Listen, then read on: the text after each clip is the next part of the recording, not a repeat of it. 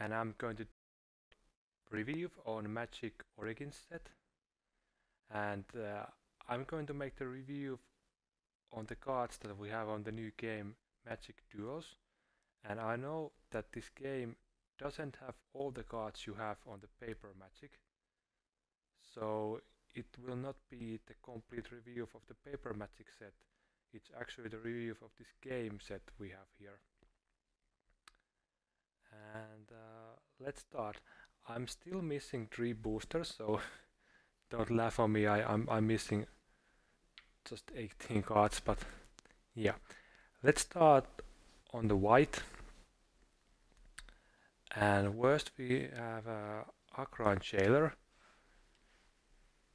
It's not that bad card actually, but I actually haven't played it at all. I haven't seen it played that much, and it's just not good enough to be playable. 1 mana, 1/1 creature, decent ability, but just not good enough.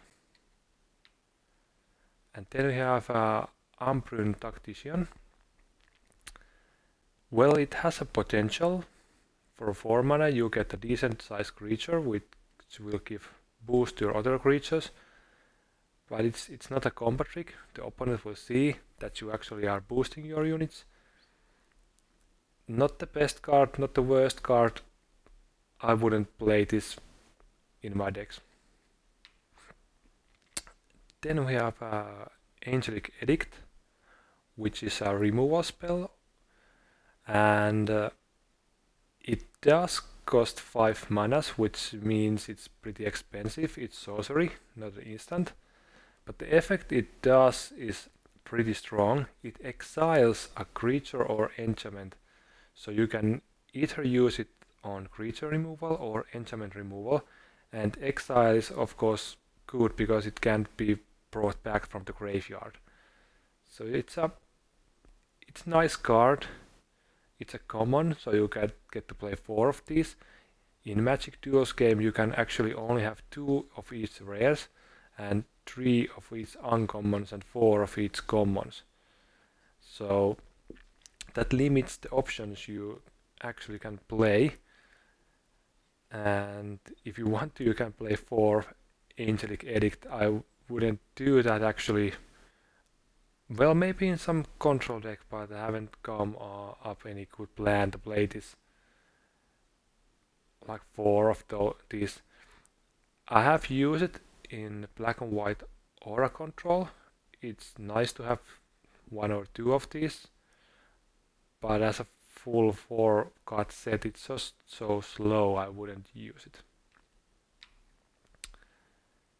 Then we have Anointer of Champions. This I have seen played at some decks. It's not a bad card at all. It's very playable, although it's just a 1 mana 1/1 creature with a Average ability. But if you want to play some kind of aggro deck, well, there is not that many low mana cost creatures you can play if you want to play like something white and red beatdown deck, and you want to keep the mana cost low on 1, 2 or 3 mana cost creatures. You may have to play this because there are not that many cards at the moment. Yeah, then we have our first mythical rare, the Archangel of Titus. Well, as a single unit it is strong, I have to admit that. 4 mana, 3 to 5 flying angel creature with the ability that can at least annoy your opponent. Very playable card, very strong indeed. Hard to kill with the bolt damage. It has 5 hit points. Pretty hard to get rid of this unit. It's a great, or at least good card. Even that there is not actually the perfect deck to play this card. I think I feel like that, but it's still a good card. And then we have our Mentor, 3 mana, 2/2 creature that grave digs an enchantment. It's playable. As we all know, auras are very much played in this set and has many synergies with other cards, so mostly when you play black or white aura decks you will have a lot of auras, and if your creature gets destroyed it usually will put one enchantment on the graveyard, and this can actually bring it back, so it's playable card. And then you have Blessed Spirits, 3 mana, 2/2 flying, and yet one more card with the enchantment synergy in this set. This is actually a very playable card. I have seen it played on many decks, and it gets really fast, really big, and it's really scary at some games. It's fast drop on third turn. It has potential to be 5/5, 6/6 creature. It's a good card if you are playing aura decks. And then you have Boneweaver Giant. For 7 mana, this creature is just not good enough. Yes, it can get one aura out of your deck, or graveyard, or library, or whatever you want. But there is not that strong, unique aura that you want to play this card and get that aura and win the game. Best you can get with this is just 2/2 and 1 Vigilance 2/2 token. It doesn't do enough. I wouldn't play this in any of my decks. Then we have Celestial Flair, a 2 mana instant removal, which doesn't target the creature, it targets the player. So you can kill hex-proof creatures and stuff like that with this. It's nice, just 2 mana and it's a creature removal. So this I have a lot of I think it has a lot of potential in many decks, some kind of control type decks, or just the beatdown decks where you want to make the auto player sacrifice the blocking creature. I think it's good card overall. And Cleric of the Forward Order. Yeah, it's 2 mana, 2/2. You gain some life. I think this set has better 2 mana creatures on white. Wouldn't play this guy. Don't really know any deck that wants to play this. It's not bad. It's 2 mana for 2/2, but there are better cards. And here is one of those better cards. Consul's Lieutenant, 2 mana, 2/1 first striker, and Renown. And when it's Renown, it's 3 striking 2 hit point creature that will buff your other attacking creatures. This is a great card. Very good card on Renown decks, green-white Renowns, or any other type of white beatdown deck. A very good card. And then we have Doubtless the River Marshal, 2 mana, 2/1 creature that actually gets bigger if you have island, and it has a great ability. It can tap creatures with 4 mana.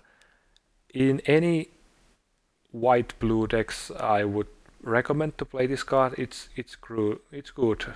Just for 2 mana you get 3/2 creature if you have island with good ability. Very nice card. And then we have first aura, Divine Favor. It's a solid aura. For 2 mana, your creature gets 1/3, and you gain 3 life. It basically makes very tough, big hit point creatures. It's a playable card. There are not that many auras you can actually choose. It's a good card if you are playing aura deck. And then you have Elite 1 card, which is actually the same card as Summon Lion. For 1 mana you get 2 striking creature. Well, this is of course the choice if you are playing some kind of fast beatdown decks. it has great damage value and can deal a lot of damage in small amount of time. Very playable card. And then we have Grasp of the Hieromancer. This is pretty nice aura. I played a lot. It gives your creature more damage and hit point, and also it makes it tap a one opponent creature out of the play. So when you're attacking, you can actually tap out the other player blocker, and it's a good card in some kind of aura beatdown decks like red-white, fast damage dealing aura decks. It's very nice card for those kind of decks. And then you have the engine of the aura decks, Elliotts Pilgrim. Well, this is a really nice common. 3 mana, it actually fetches you 1 aura out of your deck. This is great card with great value. 3 mana, you get 1 creature, and you actually get another card, and you can choose the card you are collecting from your deck. This is really good common. And then we have Hixus Prison Warden. 5 mana 4/4 flash creature that actually exiles targets that have deal damage to you.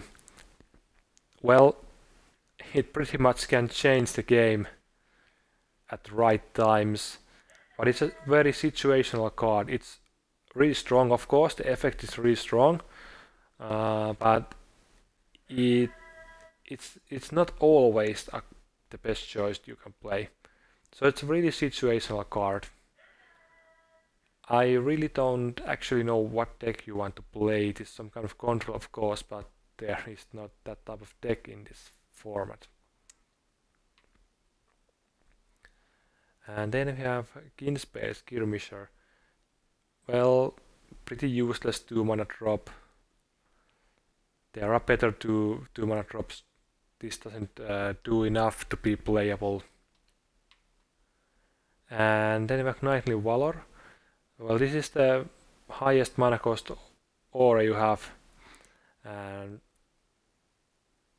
it does a lot, of course. Gives you token with a vigilance, and it gives your target creature vigilance and 2/2. But overall, it's not my favorite aura. I wouldn't play this. There are, in my opinion, better auras with lower mana cost. And then we have Knight of the Pilgrim's Road. Well, I think it's not that good. 3 mana 3/2 creature with Renown 1. It's just bad. There are better cards. Don't waste your time playing this guy, even in Renown decks.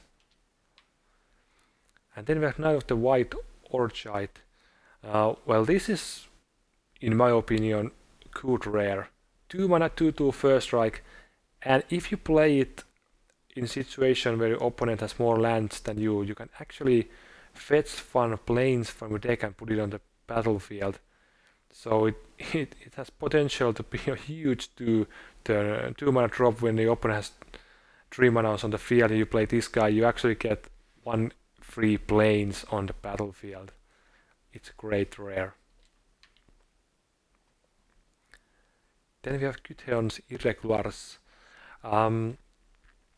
Again, good rare. 4 mana, 4/3 creature, great abilities, Renown 1, and you can actually tap target creature with 2 white manas. This is a huge card. Almost in every game when you play this, it's the first target of any of your opponent removal spells, because the tapping ability is so huge. It's a really good card. And then we have Kytheon's Tactics. It's a sorcery that buffs your creatures a lot, and it has Spellmaster ability also.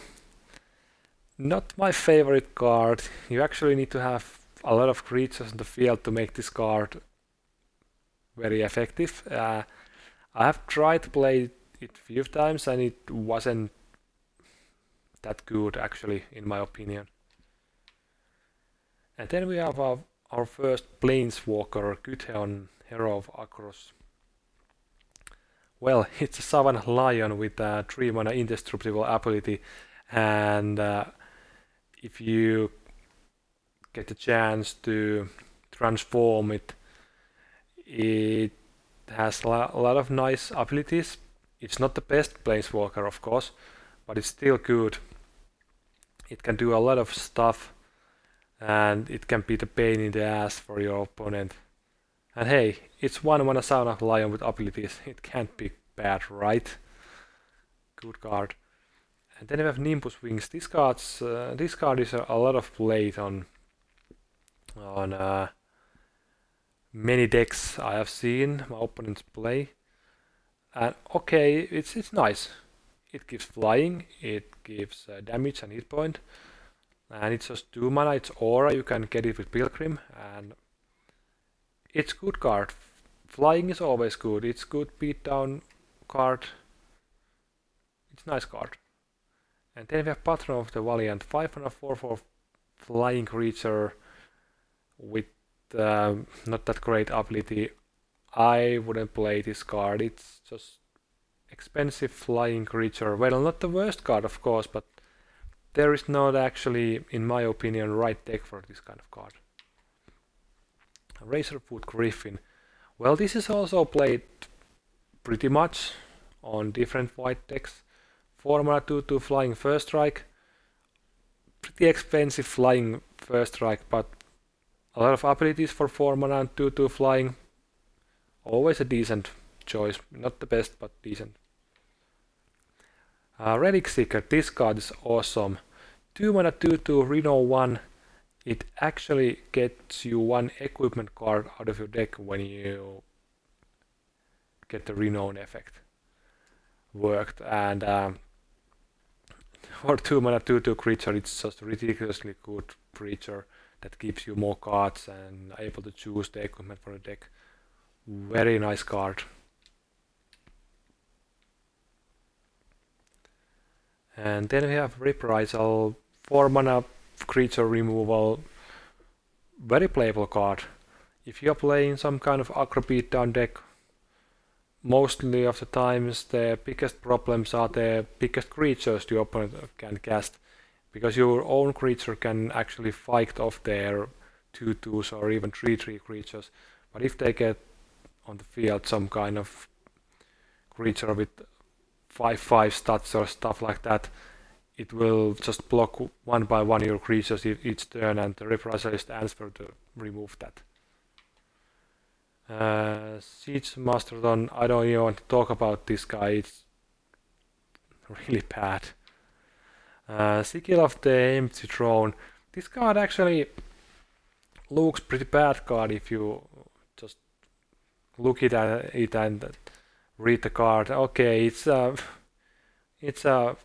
really high casting cost enchantment that works if it works, if you have more enchantments in your hand, blah blah blah. But actually, in my games, it has been the engine that wins the games in the aura decks. When you get this card on the field, most likely in next 2 or 3 turns you are going to win the game.